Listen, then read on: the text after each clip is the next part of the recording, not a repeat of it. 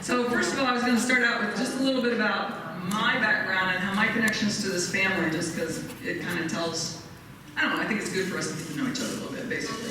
So I descend from Jacob Grieb's fifth child, Daniel. That's C5 in this C numbering system. So what happened with the fifth child, Daniel, and most of the siblings, as far as we know, I don't know if we know for sure about all of them, is that of that first generation after Jacob Grieb, is that they immigrated from the Pennsylvania, Maryland area where they were living to Montgomery County, Ohio. And then some of them migrated further on, or their kids did, into Indiana, and then from there into Illinois, and some to California, and various places. So my ancestor, Daniel, came from the Pennsylvania, Maryland area to Montgomery County, Ohio, stayed there, died there. His son, Daniel, my other next ancestor, moved from there to St. Joseph County and bought land on the St. Joe River up in what is now downtown Mishawaka. He lived there for just a few years before his wife died. And before she died, she said, basically, get the heck out of here. It's not a healthy place. There's too many swamplands, and I don't know, I guess she thought they carried disease.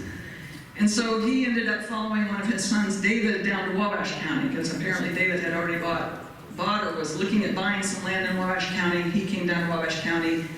And then his son, Jacob, was my great-great-grandfather. Together they bought, Daniel, first of all, bought 1 square mile of land in Wabash County, right outside of North Manchester on the west side. And we still live, my family still lives, my brother does now, but I grew up on one portion of that land. There's still 140 acres that is still in the family. So this Daniel's son, Jacob, that I'm descended from, built the house that I grew up in. So it was my great-great-grandfather that built that house. And all the generations down there since then has lived in that house. So it's kind of interesting. They also donated a piece of that land to the German Baptist, what is now the German Baptist, was then the Brethren Meeting House in North Manchester. So that's on our land, or what was our land. So here's what I think is really interesting about that. Henry, I don't know how many years Jacob spent on that land, but I know that my great-grandfather Henry spent 102 years living. He was born on that land, died on that land, and he lived 102 years. So it was a long time to spend with one piece of land. And his son, John Perry, who was my grandfather, lived his entire 89 years on that farm. My father lived his entire 59 years on that farm. My older brother Larry so far has lived his entire 65, I think, years on that farm, and continues to farm it. And his kids are now the 6th generation, his sons, the 6th generation to farm that land. And his children, the 7th generation, I'm sorry, I said that wrong. He's the 6th generation. His kids are the 7th generation to live on that land, and one of his sons also helps him farm it. So he's the 7th generation to farm it. And his grandkids are the 8th generation to play on it, which I think is kind of cool. It's been in the family a long time, and I will be devastated if it ever is sold. Hopefully it will not. So that's the farm on which my grandfather Perry taught me to use a scythe, taught me to cut corn stalks with a corn knife, cut honeycomb out of his beehive boxes. And like my father, grandfather, and great-grandparents before me, I roamed the woods searching out morel mushrooms and hickory nuts, swam and was baptized in the creek, and attended church every Sunday in the meeting house nestled in the oak trees at the edge of the woods. I climbed trees, harvested pears and sour cherries, gathered eggs, fed the pigs and sheep, learned to garden, canned green beans, and walked or ran the quarter-mile lane to the school bus every day. And because I'm not a very timely person, I did a lot of running. More running than walking, with bus waiting. So all of that's just kind of some of my background. So this is what I knew about myself before I looked into the ancestry. And I wanted to also say there's many Cripes in Wabash County and also neighboring Fulton County, Kosciuszko County, trying to think some of the places, Whitley County, who are descended from that Daniel who moved to Wabash County. Either from him and his wife Catherine, who died up in St. Joe County, or from his second wife, Susan Replodel. There's one of the Replodels. So genealogy and me. I didn't really have a big investment in genealogy. I had a little bit of interest in it as a kid. I remember talking to my grandpa because he seemed to know every Cripe in the area, and really about everybody in the area, period, because the family had been there so long. And he'd tell me family history stories and, tell me who his grandparents were and who settled the land and where they lived and where the grist mill was and the sawmill, because the ancestors built both of those on the Cripe on the land.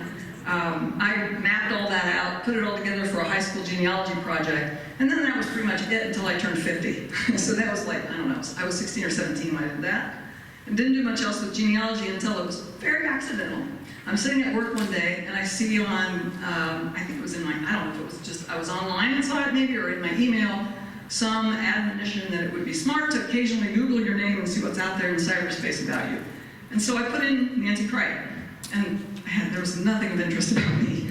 The meager little thing that was about me, I was kind of like, oh, that's innocuous, no concern. So then I started looking at the other things that came up in the search.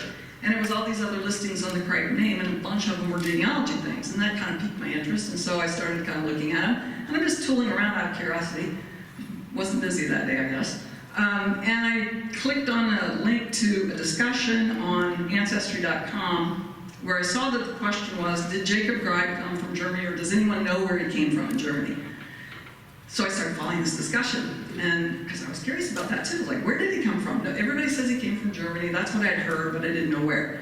So I'm reading this discussion, and lo and behold, I find this guy named Stefan Buehler, who's on there, a German man, who starts responding to that question and saying, well, my father-in-law is a Grieb from Ammanenburg, Germany, and he has been receiving all these letters from Cripes in America wanting to know if their ancestor came, if this Jacob Grieb came from Ammanenburg, because apparently somebody found out there were a lot of Griebs that were associated with Ammanenburg.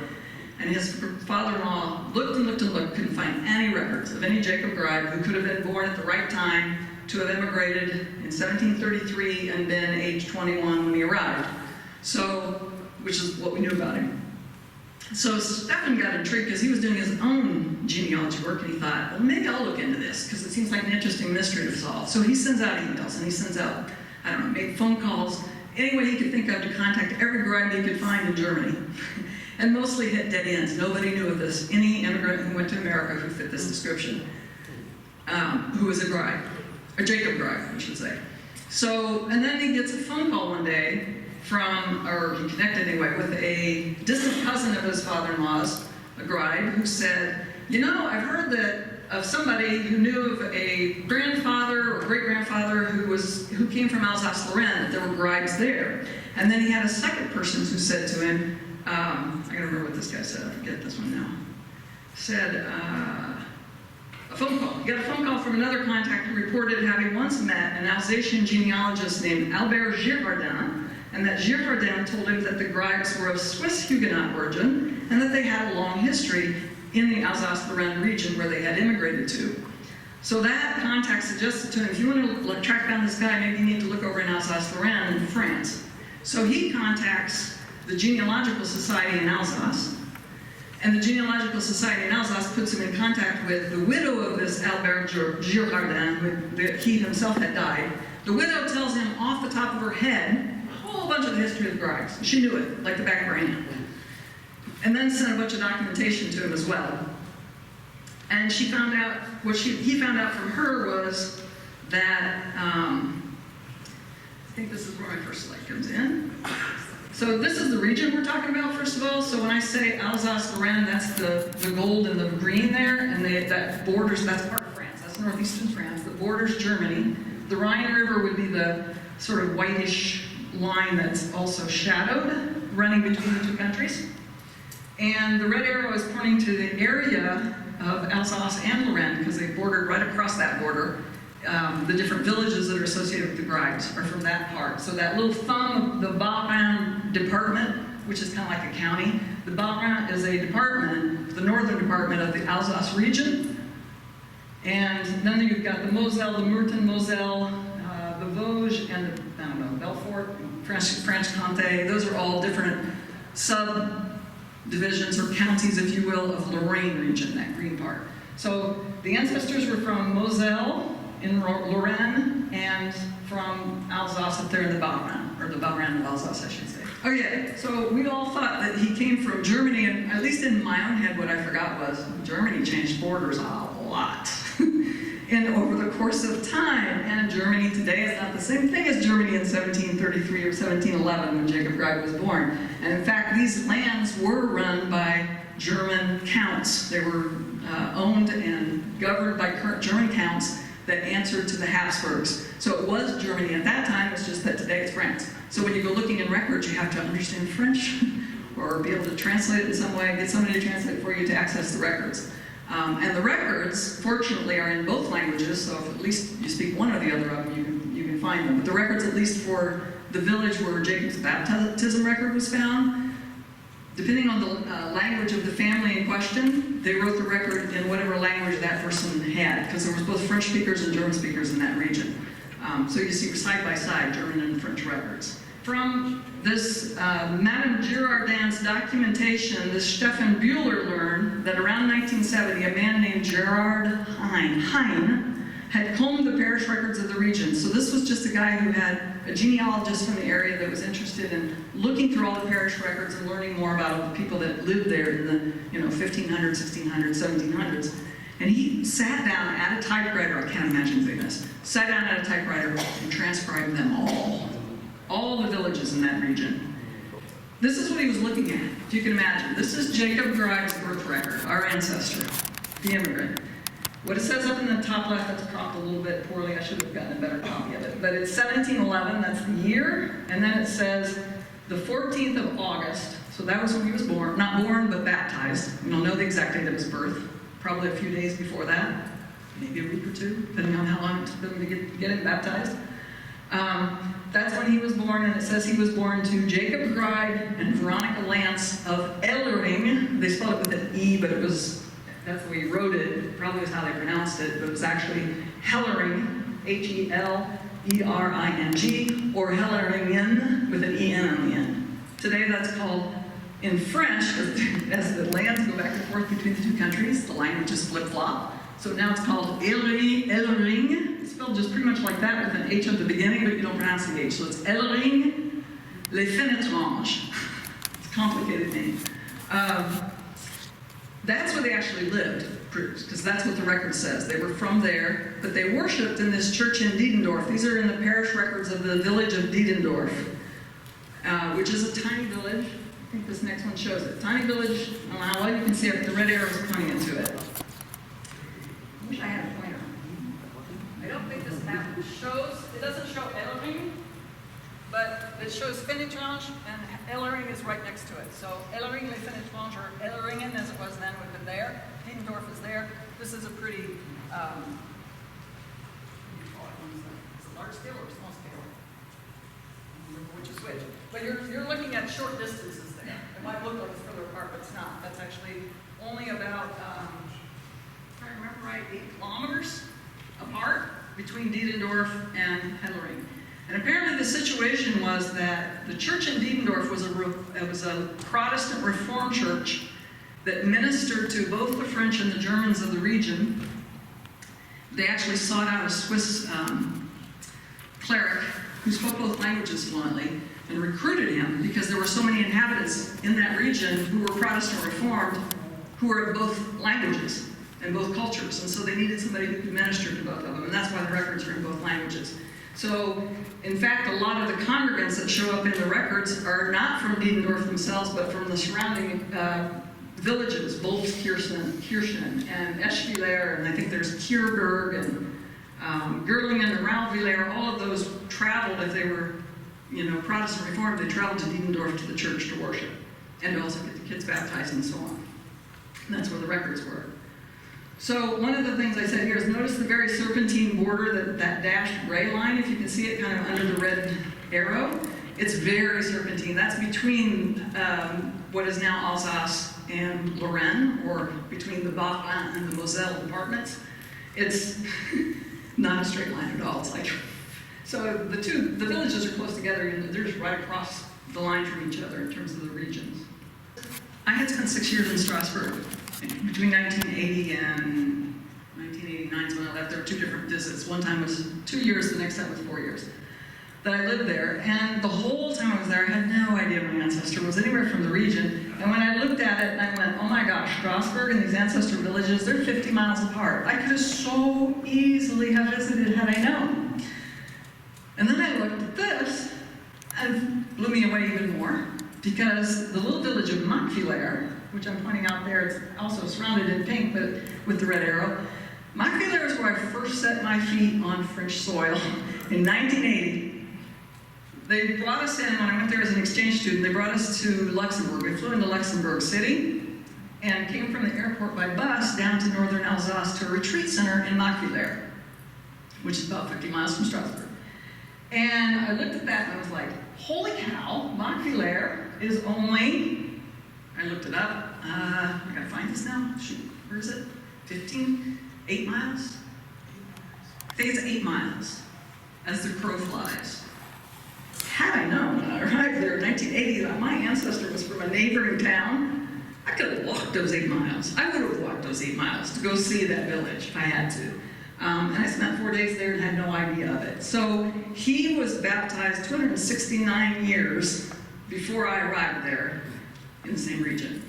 And I had no idea going there that I had any roots in that region, which is just amazing. I mean, how did that happen? I ended up there in the lands of my ancestors totally accidentally. I was just going because I had studied French and, got encouraged to do study abroad. But it might have said something about why I felt such an affinity for Alsace when I got there. I mean, I'd always felt like, wow, this place is just totally charming. I love it. And by the time I spent 6 years there, it felt like a second home. So I guess in some very real way it was. And I just didn't know it. The other thing about this is, I think this shows it. Oh, this is the 6 ancestral villages, by the way. And I say that because they are the villages where we find records associated with the 4 generations of Griebes who immigrated from Switzerland and then had descendants that were in this area prior to or up to Jacob Grieb leaving and coming to America. As far as we know, he's the only one who came. So the rest of them all, their descendants are still there, somewhere in that area probably, or perhaps scattered. But so it's Diedendorf where he was baptized. There's Ellering-le-Finetrange where they lived. There's Gurlingen where I believe his great-grandfather, there are some records associated with him there. Rauvillers is where Jacob's father, who was also named Jacob, his death record is in Schallbach over on the right-hand side, but it says that he lived in Rauvillers. So he had at some point moved from Ellering to Rauvillers. It also says about Jacob's father that he was a cooper, which lends at least some credence to the legend that maybe he did hurt somebody with a cooper's knife. And the legend is that he threw it at an intruder in a shop and it accidentally or intentionally killed the guy, and that he was fleeing justice. Who knows if that's true or not, but at least it's interesting that he was supposedly a cooper, and so was his father a cooper. He's listed in the death record as a cooper. And then Leixheim, I forget which one of his grandfather or great-grandfather has got records associated with Leixheim. One of the grandfathers or great-grandfathers was the mayor of Helleringen. He's noted as having been the mayor of Helleringen. So those are the villages that these researchers, Hein and Girardin, found. And when they searched the parish records, that's where they found the Griebes located. Here's just some nice pictures of them I pulled off of the internet. Since I haven't been there yet, I didn't take them. So that's the church, the Protestant Reformed Church where the records were from. That's where they would have worshipped, in Diedendorf. That's just another scene of Diedendorf. There's a manor house there, which you're seeing, that has the little towers that was like some local nobility owned. It wasn't the count that owned the area, but it was somebody else, a minor noble. That's another view of the church, which is just kind of pretty. This is a view of the Protestant church in Elleringen, but I presume that's not Reformed Protestant. Likely it was Lutheran. Otherwise, they would have worshipped there. This is a historic picture from a postcard, like a company that gathers old historic postcards. So old, it didn't say what year this is from, or even approximate, but I don't know, late 1800s, early 1900s, somewhere maybe, of scenes from Helleringen. And the one on the top, I think, if I remember right, I'll see in the next picture, I think it's a grocery, the top left. It's the Birchie, yeah, there it is, the Birchie Grocery. In German, it says it up on the left-hand corner. And aren't there Birchies in this area? Is that a familiar name to Elkhart County? Berkey. There's Berkey, but I thought I'd heard Birchie, like in Mennonite communities, maybe. Maybe not. but maybe it's Berkey I'm confusing with. This is a view of Gurlingen. This is real typical of what that area looks like. Their town hall and community center. This is Leaksheim, and I forget what this is. I don't remember if it's a church of some kind. I think Lutheran. And then that's a view of the town fountain in Leaksheim. A little picture of the street scene in Rauweiler. This kind of gives you an idea of what that region's architecture is like, what the towns look like. And this is the Protestant Reformed Church in Rauweiler, which presumably Jacob's father would have worshipped at if he lived there for a while. So, yeah, just a little bit more about his genealogy. So from the records that this Hein found, that he transcribed, we learned that the first Grieb mentioned in this region is an Adam Grieb, there we go, who was the mayor of Helleringen. And that's from 1672. So that's the earliest Grieb record that's been found in the Alsace-Lorraine region, 1672. That Adam also had a son named Adam, who married a Sarah Hoffman in 1682, and it was their son Jacob who becomes the father of our immigrant Jacob. And the immigrant's father, Jacob, married Veronica Lance, who is noted as being, in their marriage records, the daughter of Melchior Lance of Switzerland. They married in 1709 in Dievendorf, so 2 years before Jacob's baptism record. And it's that couple that gives birth to Jacob. Jacob had one sister and 3 half-sisters. A younger sister named Maria Katerina was born in 1714, so of his same parents. Then his mother died. His father remarried. They had a daughter named Judith. The second wife died. He married a third woman named Magdalena, with whom he had 2 more daughters we don't have the names of. At least I haven't found them. And none of those siblings, so far as we know, immigrated to the United States, even though there's a legend that he had a sister named Elizabeth who married Stephen Ulrich, and no one's confirmed that. So I think that's surmising more than, there's no record of it. Any questions that you guys have about any of that? Are any of these records online? Yes. So we need to get into those breakouts. We're not going to have time for them. I'm going to do, if you want to know how to access them, I will show you. That's my breakout.